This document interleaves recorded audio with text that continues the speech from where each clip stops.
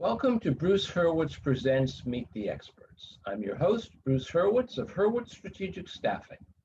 You can find us on the web at hsstaffing.com. I hope you consider us for all your staffing, career counseling, and speech writing needs. I am delighted to be joined today by Robert Greiner. We're going to be discussing crisis leadership. Meet the Experts is sponsored by P&K CPAs. P&K is a full-service accounting firm. They provide accounting and consulting services to businesses ranging from startups to small and mid-cap companies to nonprofits, as well as high-net-worth individuals. Contact them today for a free consultation at bk-cpas.com or call them at 973-882-8810. They will be happy to be of service. Robert, welcome to the show. Thanks, Bruce. Appreciate you having me on. Oh, it's my pleasure. Take a minute or two and please introduce yourself to our viewers. Yeah, so my name is Robert Greiner. I'm a vice president at a consulting company called Private Solutions and mostly have a technical background delivering software, some of which you've probably used in your life at some point. And my career has really been split up into two sections, two halves, basically. One is, the technical implementation side, and the other is, more on the leadership side and, in the last year, navigating through crisis, things like that. Well, I thank you for coming on, and I'm looking forward to this. First question, let me put it to you this way.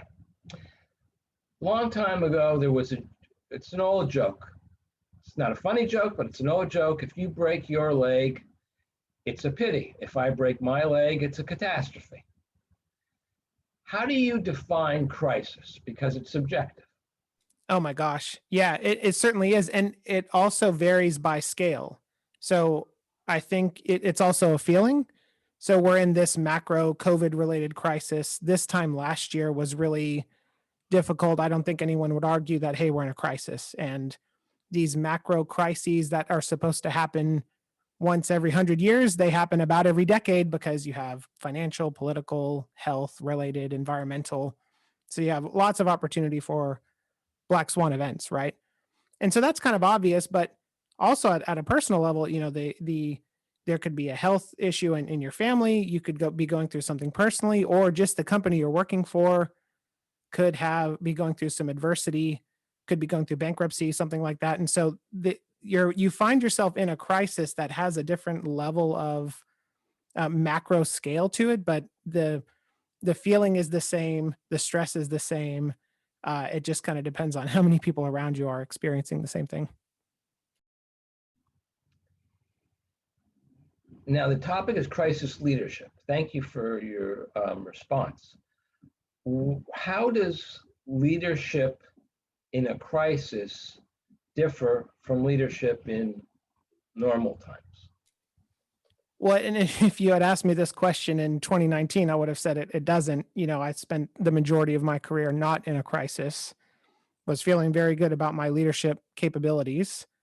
And the thing is, your timelines in a crisis collapse, people's pessimism ramps up, and you have to be a lot more on point. Mistakes are magnified.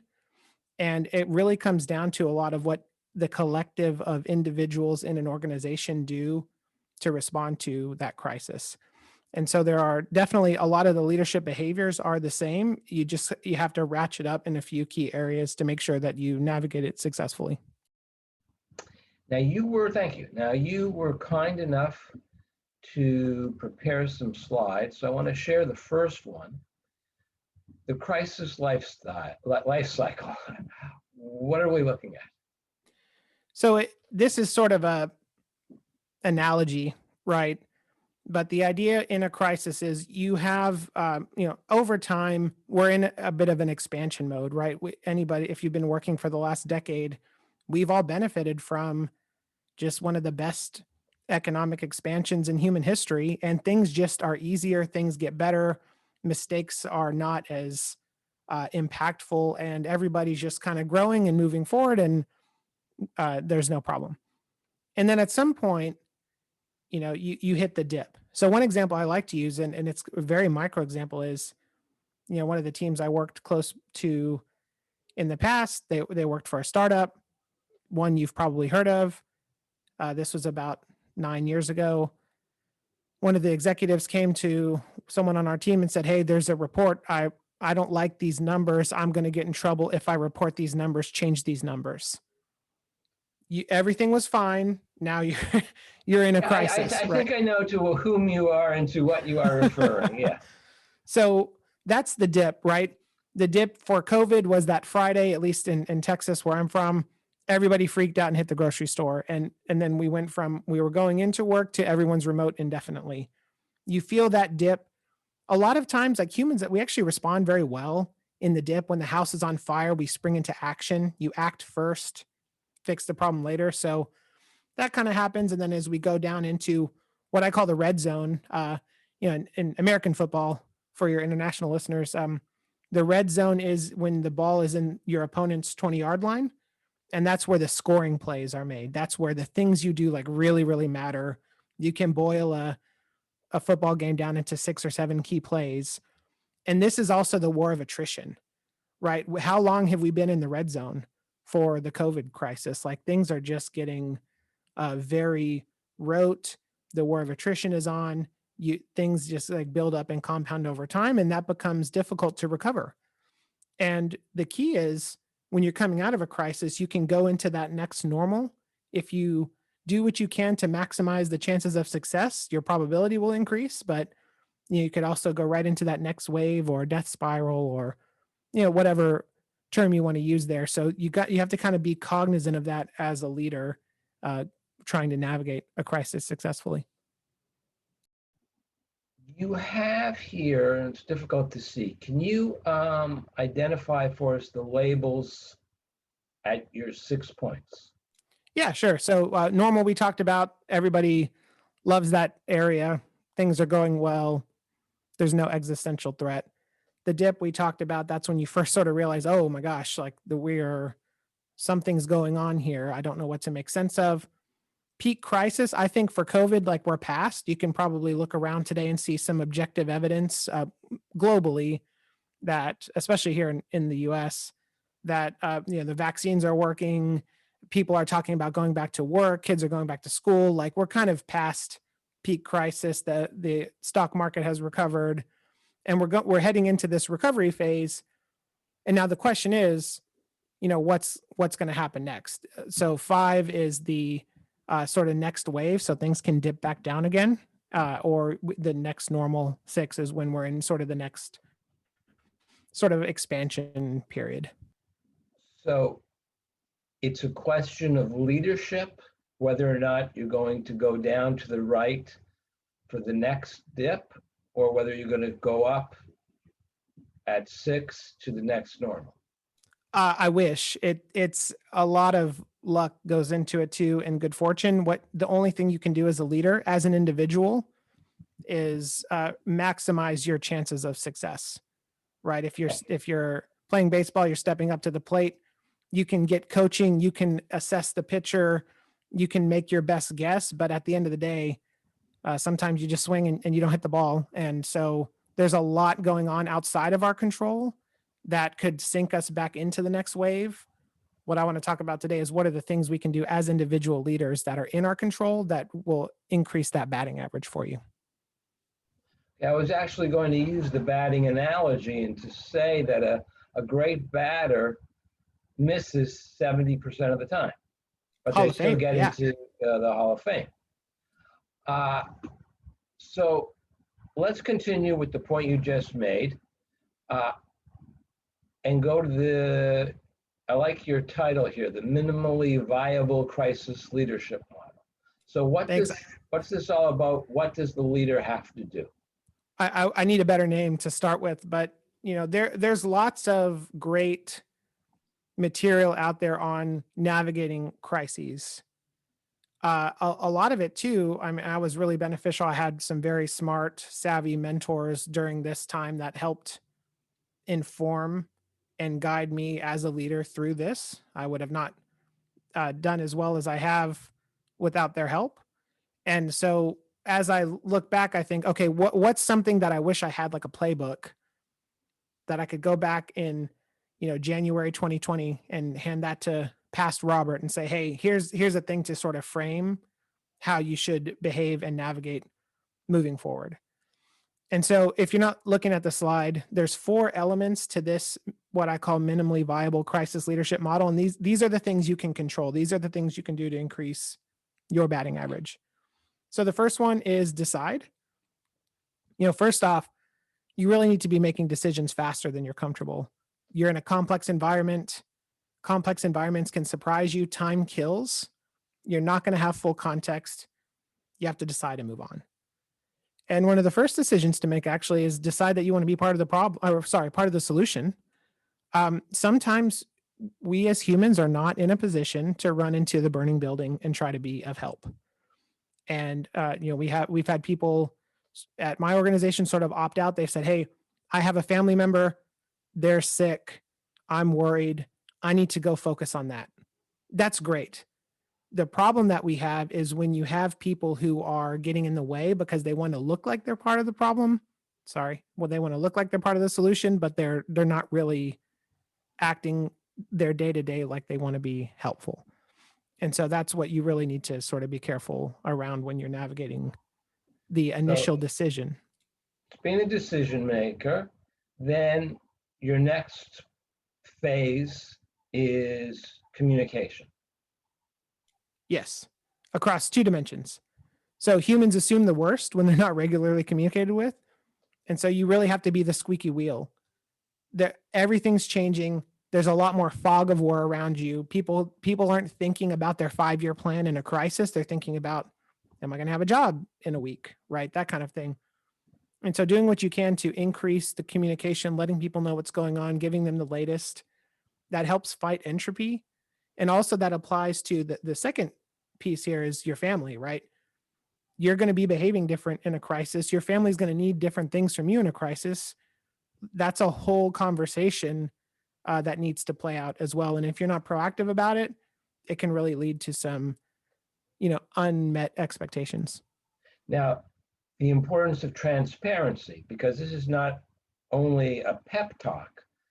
I assume it is also knowing how to deliver bad news because your employees and your family members' imaginations will sometimes be worse than the reality. Yes, absolutely. And one kind of hack that we'll get into later too is it's to leverage all mediums. Asynchronous communication is actually a really good thing in a crisis because not everybody is ready to hear from you at any point in time.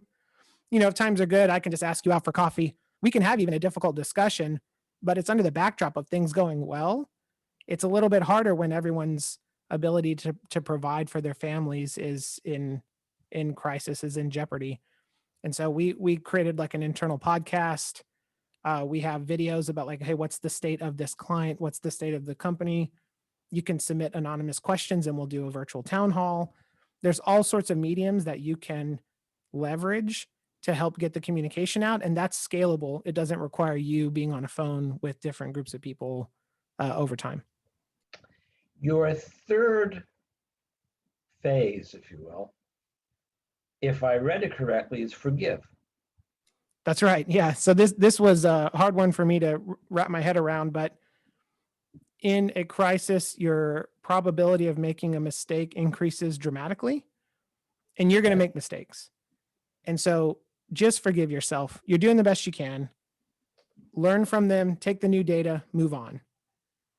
Other people are going to make mistakes too. You have to forgive them as well. I think I've met 2 people in my career who were kind of nefarious. Like they're trying to sink the ship or row against the grain or whatever analogy you want to use.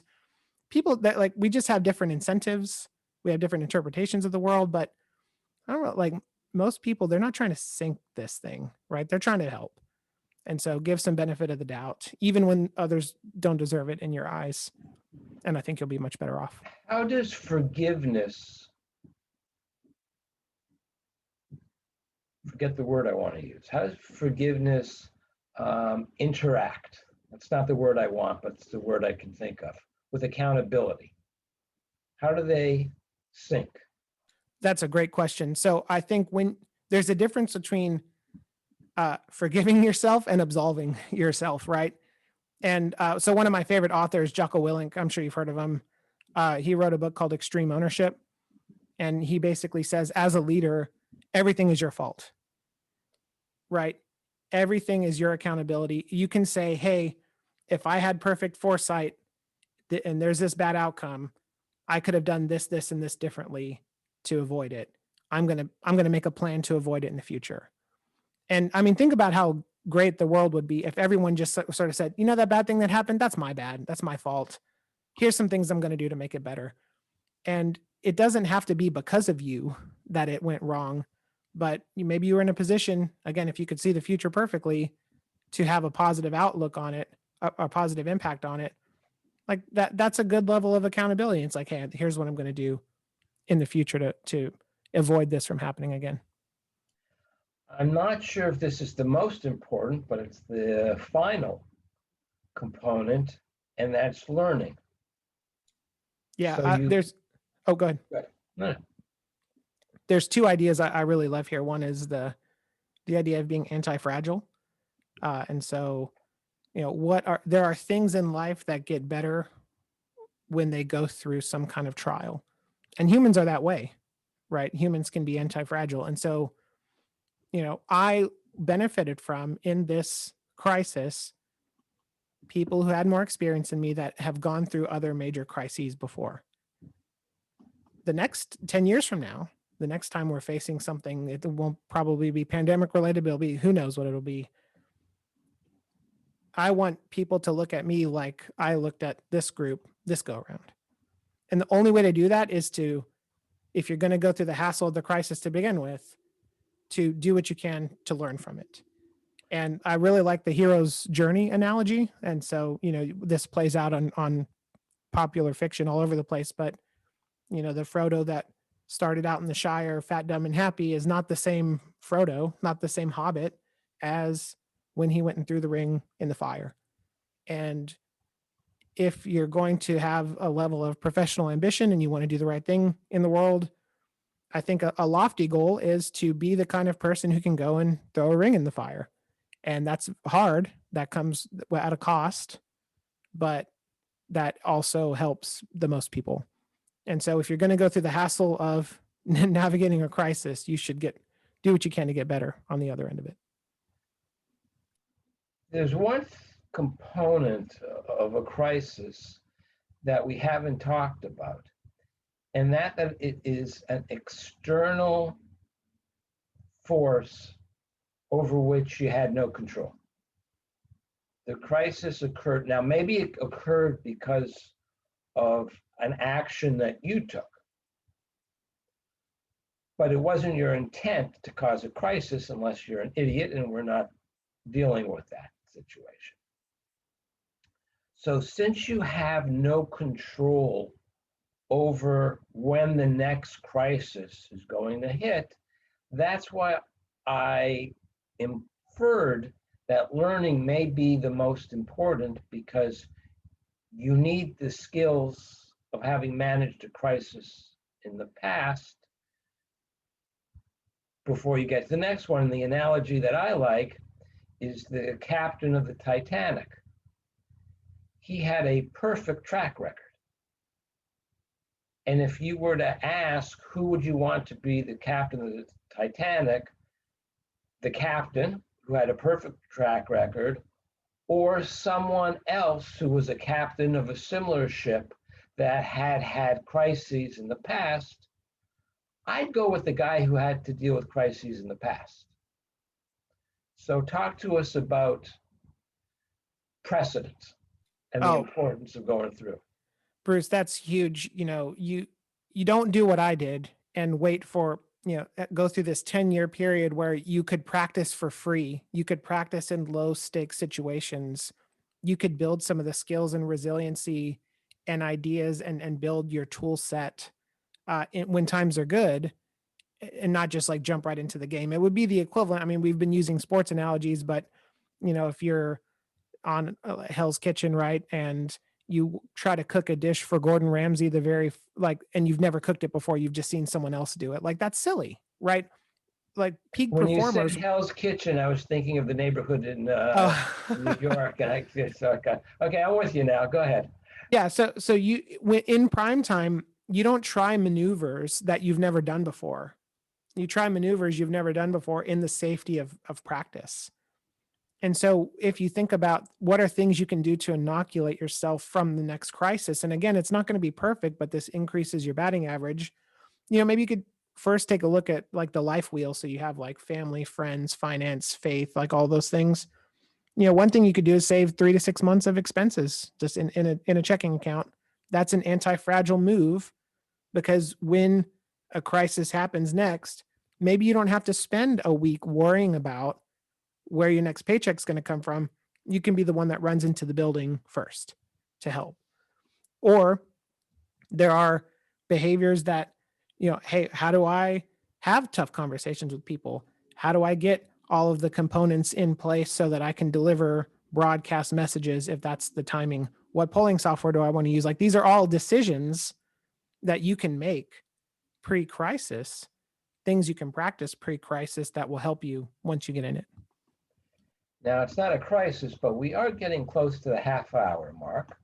And I want to make sure we get to your final slide, which is what's next. What next? So, what's this? Oh, yeah, look at that. Look at that typo. Sorry about that. I just noticed it now. Oh my goodness. So It's a this is crisis, but we'll get over it. It happens. Yeah, I'll just forgive myself on that one. That's all right. Yeah. It's like when people say, I sent you, such and such was attached. And I said, there's no attachment. Well, I know I attached it. Good for that. What's the big deal? Okay, so what's next? Okay, so Scott Barry Kaufman created this sailboat analogy, which is a modernization of Maslow's hierarchy of needs. So you've sort of seen that. And I like this one better. For me, it's a little bit more practical and approachable, but everybody is going to recover differently. And if you think about these two sections of the sailboat, so if we think of ourselves as like a sailboat analogy, the security phase is safety, connection, self-esteem. We had some massive safety concerns as a global species over the last year. Connection has gone off the rails. It's been terrible. And those are like holes in the boat. So we had people who patched those holes quicker, people who are continuing to do that. People are just now thinking, oh man, look, my boat's finally patched up. And then we get into this growth phase of exploration, love, and purpose. That's where we really get the transcendence, the self-actualization. Like, those kind of ideas are really around humans living out their ability to explore, to achieve things, a sense of purpose in their lives. And then in the image here, there's a couple of other boats in the background. We're all there's other people that are involved with your well-being as well. It's not just you on a boat in the ocean by yourself. And so as a leader, you're going to have an organization filled with people when their boats, their mental boats, are in different states of disrepair. And there's not a lot you can do for an individual to help get them from the security piece to the growth piece. That's a personal journey. But we can create conditions for success. We can create experiments. We can be encouraging, those kind of things. I love the immersion therapy idea. If you have someone who's deathly afraid of dogs, maybe you drive by a dog park until they get bored, and then you stand outside the fence and just kind of sit there day after day until they get bored. And then maybe you go inside and you just like these baby steps that help expose people to what they're afraid of in a very patient way. And then, maybe their dog owner someday. And so you're going to have people who are some level of afraid, some level of, focusing on that security. And if you can configure your environment such that it encourages that level of progress towards growth without trying to force it, you're going to be in a much better spot for recovery. When I first saw the sailboat chart, I didn't realize it was a sailboat chart. I thought it was the iceberg, where you only see the tip of the iceberg. And I was looking at it totally differently, that when you have the crisis, you can see the crisis. That's the tip of the iceberg. The problem is you don't see the iceberg brewing, which is everything that's below water. Yeah, you're totally right. And we made some decisions as, if you just take the US, for example, the market had a major reaction. And then we got to the point where we said, hey, you know what, we're over this. We don't really care. Everything recovered very quickly, where we extended jobless benefits. We made all these financial policy decisions. We can bicker about whether or not those are right or wrong. What matters for you, though, really is there's some kind of ripple effect. There's a long tail to every crisis that needs to be navigated. And if you're a leader, it would benefit you to maybe think about that. One thing that wasn't on my radar is like how hard it is to find people who are really good at software development. I mean, we're hurting for people right now. And that's not something I thought, oh, we should get ahead of this coming out of the global pandemic. Like I didn't think that would be an issue, but there are ripples that you're going to have to deal with. And so those require the same kind of response as what we talked about handling in the crisis. Well, one ripple we have to deal with is when time runs out. And before I thank you and let you go, I wanted to put up your contact information and ask you one final question. Is there anything that I haven't asked you that you wish I had asked you? Maybe one thing I didn't mention on the learn phase. Now, I use an app called Day One. It's a Mac app, but you can use any kind of like private journaling. And as you're navigating the crisis, just capture things that stick out to you, quotes, things that you learned, and just make sure you have somewhere to store them. And then once you get some breathing room in your world, you can start to synthesize and digest. And what we're seeing today is pretty much a distillation of what I've been going through the last year. And so I think if you're in this position, definitely just capture thoughts and ideas for now. You can deal with them later. Great advice. Robert, thank you so much for coming on. I know our viewers appreciate it. Hey, Bruce, thanks for having me. I had a great time. To our viewers, I'm Bruce Hurwitz. Thank you for watching. And as always, please keep focused on success.